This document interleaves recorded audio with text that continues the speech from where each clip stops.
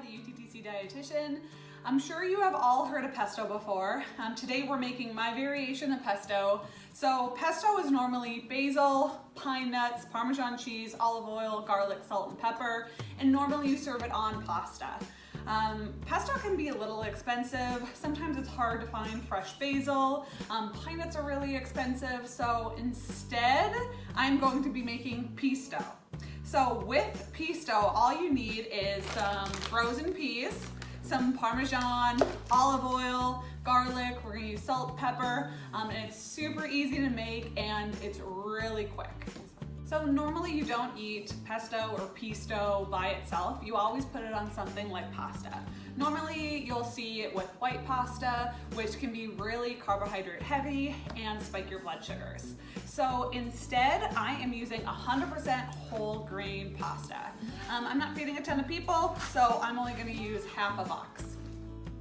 I always like to use whole grain products because, as you can see with this photo, the refined grain only contains the starchy carbohydrate part of the grain, whereas the whole grain has the bran and the germ. The bran is high in fiber, which will slow digestion of those sugars, and the germ is packed full of nutrients like vitamin B, vitamin E, phytochemicals, and has healthy fats. First thing we're gonna do is start making our pasta. So like I said, I'm using a half a box of 100% whole grain pasta. I'm gonna start cooking that. I'm not gonna demo that because it's really easy. Just read the directions on the box on how to cook pasta. To blanch the peas, you wanna take your peas and you wanna put it in a pot of boiling water for about 1 minute. So then you take the peas that were boiling, you drain them. And right after you strain them, you want to put them in an ice bath.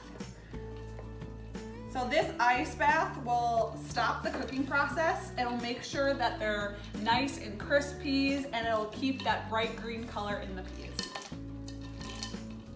After you blanch them in the ice water, you just strain them again, and you'll set them aside. So when the pasta is nice and cooked, you're going to want to strain it, but before you strain it, you want to take about a cup of the pasta water and you want to set it aside. This is going to help bind the pesto sauce to the pasta. So you're going to need a food processor or a blender for this part. I am taking my blanched peas and I'm going to take about half of them and put it in the food processor. I only want to use half because when I'm done, I do like to add the full peas to the pasta, so I have some of that pesto and then I have full peas in it as well. You want to add about 2 garlic cloves. If you don't have fresh garlic, you can go ahead and use garlic powder. And then I have a 5-ounce container of Parmesan cheese. I'm only going to use about half of it. So you go ahead and you put all that in. And then as a binder, we're gonna put in about 2 tablespoons of olive oil. I just like to eyeball it. We might add more later. Go ahead and put it on high.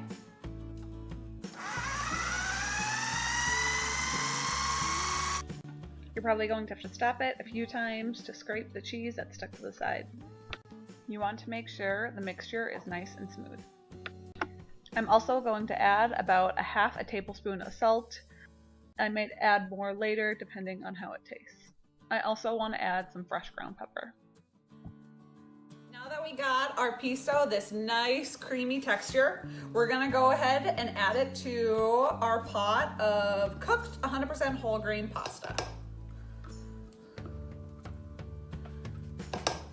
We're also going to use that reserve of the pasta water that we had to the side.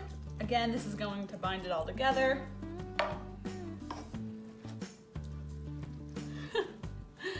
Making a mess. And we're gonna add the rest of the whole peas. Now you're just gonna cook it on the stove until the pesto and the pasta are combined and it gets nice and hot. Now all you gotta do is serve it up. I'm gonna top it off with a little bit more Parmesan cheese and it is good to go. If you wanna feed your whole family, you could make a whole box of pasta, and then I would just recommend using 2 bags of peas or buy a large bag of peas.